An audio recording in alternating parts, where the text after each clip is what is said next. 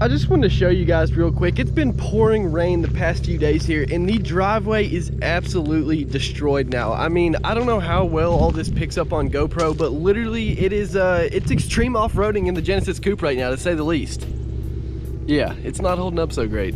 All right, everybody, before we hop into this video, I just wanted to say real quick, thank you guys so much for 3,000 subscribers. Like, I don't even know what to say at this point. It's literally insane. We just crossed over the mark like a day or two ago, and I just want to say thank you guys so much. The bigger the channel gets, that just allows me to provide more and more awesome content for you guys, and trust me, I have some epic mods coming very soon, so make sure you guys stay tuned for that. But yeah, once again, thank you guys so much, and with that being said, let's go ahead and jump into the video. So as you guys already know by the title and the thumbnail, today I'm going to be talking about why I personally think the Genesis Coupe, now not just the 3.8, but the 2.0Ts, all the Genesis Coupes are the most underrated sports car in the world. So before we get into the reasons why I think this is the most underrated sports car in the world, let me give you guys a little bit of backstory about the Genesis Coupe. So this car was produced from 2008 to 2016. However, model years only ran from 2009 to 2016. Now, I'm sure most, if not all of you guys know, obviously they make the 3.8 and they also make the 2.0T. However, in 2014, they stopped making the 2.0T and they also rebranded the track model of the Genesis Coupe as the Ultimate model. Now let's talk a little bit about the sales numbers for the Genesis Coupe. And honestly, if I had to imagine, this is basically the main reason they discontinued this car. It's just because it wasn't selling how other sports cars are selling. Throughout the Genesis Coupe's lifetime, it only sold about 3,000 models in Europe. Now, in the US, the Genesis Coupe sold about 80,000 models throughout its lifetime. And then in Canada, the Genesis Coupe sold a little over 15,000 cars in its lifetime, which, for a comparison, the Mustang, in 2015, the Mustang sold over 120,000 models. If you add up all the countries that the Genesis Coupe was sold in, I don't even think it sold over 120,000 models throughout its lifetime. So if I had to imagine, that would be one of the very main reasons they discontinued this car. So now that you guys know a little bit about the Genesis Coupe, let's go ahead and start talking about why I think the Genesis Coupe is the most underrated sports car in the world. All right, now the first thing I don't think this car gets enough credit for is its performance.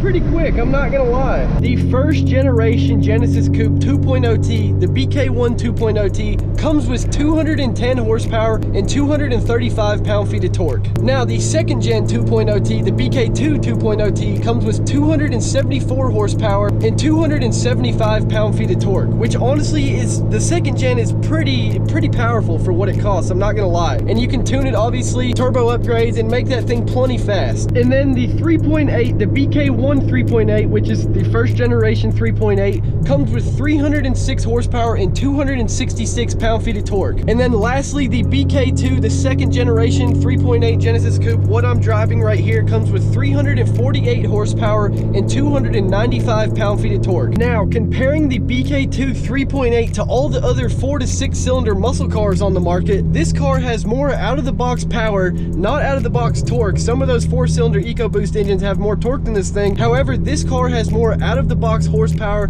than all the 4 to 6 cylinder muscle cars on the market. And honestly, it costs relatively similar to what they cost. You could also pick up a BK2 2.0T for a little bit cheaper than any of those cars cost, and really you don't have much less horsepower and the car weighs less, so it's about as fast as those are. Or you could obviously pick yourself up a BK1 3.8 or a BK1 2.0T for a decent amount cheaper than any of those muscle cars and still have a fast car. But as we all know, the Genesis Coupe was not made to compete with those 4 to 6 cylinder muscle cars. It was actually made to compete with the 370Z and the G37. Now, when it comes to the Genesis Coupe versus the 370Z versus the G37, the Genesis Coupe, the 3.8 that is, comes with more out-of-the-box horsepower than the G37 and the regular 370Zs. However, the Nismo 370Z comes with more horsepower than the Genesis Coupe. It comes with 350, the Genesis Coupe comes with 348. It's only 2 extra horsepower, but it's more horsepower. When it comes to torque, torque, the Genesis actually has more torque than both the 370 and the G37. The G37 comes with 267 to 270 pound-feet of torque, and the 370Z comes with 270 to 276 pound-feet of torque. Whereas obviously the Genesis Coupe 3.8 comes with 200, the BK2 that is,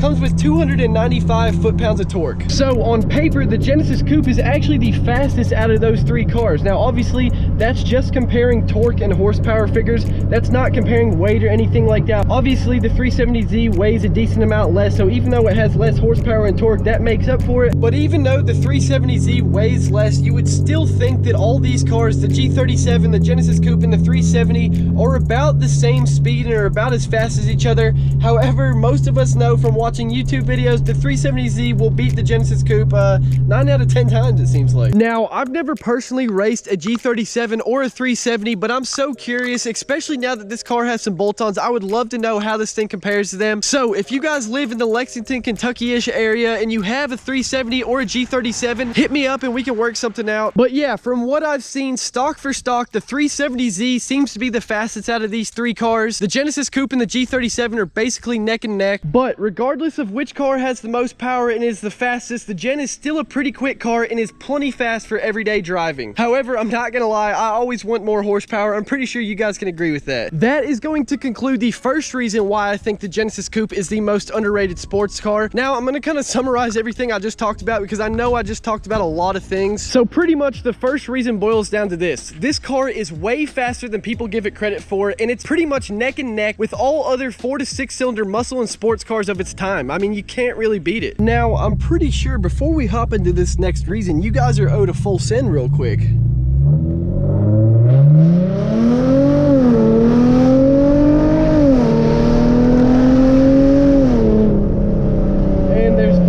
A guy standing in the middle of the road blowing leaves off with headphones on. I mean, that's interesting. On to the second thing that I think is underrated about the Genesis Coupe, and that is going to have to be the looks of this car. Now, comparing the G37 and the 370Z to the looks of the Genesis Coupe, I personally think that the Genesis Coupe looks better every day from every angle. I mean, don't get me wrong, those cars look great and all, but nothing looks like this.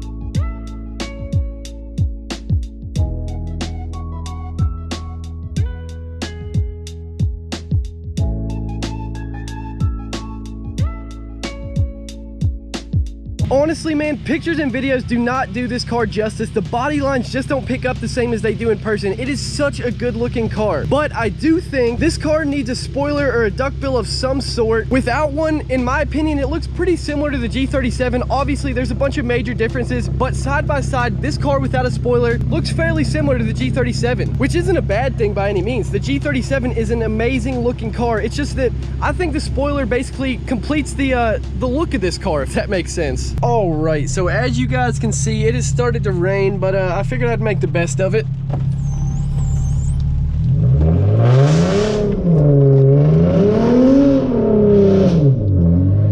Let's get a little round 2 action going.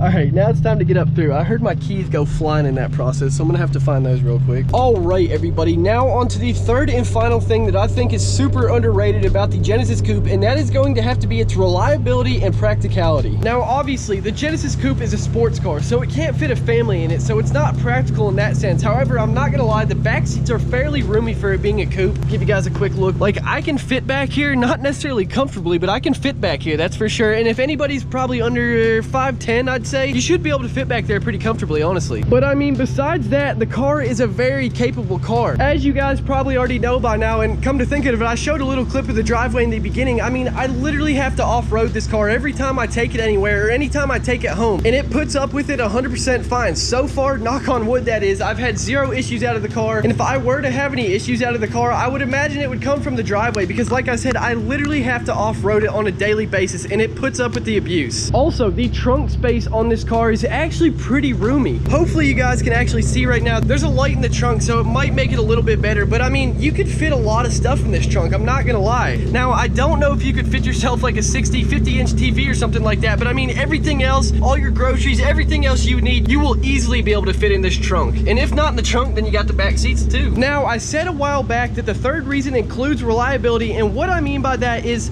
this car is a Hyundai. I mean, the parts are really not that expensive compared to what they could be. I mean, talk about a BMW or a Mercedes or something like that. The parts for this are probably a quarter of the price that the parts on a BMW or a Mercedes or an Audi would be. And also, the warranty on these cars is absolutely ridiculous. If you guys can get yourself a one-owner car, which is probably impossible by now, you get yourself a 10-year, 100,000-mile warranty. But what is probably still possible is you could find yourself a two-owner car, which still comes with a 5-year, 50,000-mile warranty, which literally covers everything. Like, on the inside of my car, I know it's dark and you guys can't see. The video's almost over, so just bear with me. But on the inside of my car, I mean, I've broken the traction control button in half on accident a few years back, and they literally replaced the traction control button for free because I was under warranty still. But yeah, those are really the three main things that I don't think the Genesis Coupe gets enough credit for. It really is an awesome car, and if you've been thinking of getting one, I'd say go for it. Just make sure you get the service records, or at least get the car inspected by a mechanic. I learned the hard way, take it from me. Also, last video, I know I said I was going to check the catch can and make sure it was working and everything, but unfortunately, as you guys know, it is pouring rain now, so I don't want to open all that stuff up and expose water to anything. So next video, I will take a look at the catch can and we'll make sure everything's working properly. Another thing about the catch can real quick, I may need to reroute my lines. I heard that if you have like dips in your lines, that stuff can get stuck in the lines and just blow up your engine basically. So yeah, I definitely need to reroute my lines, I'm pretty sure, because I have one that goes like under and over the intake, and I don't want to risk blowing anything up. Once again, thank you guys so much for 3,000 subscribers. Like, my mind is literally blown. I know I've said that before, but it actually is, and I don't know what else to say besides that. Like, it's insane, man. It really is.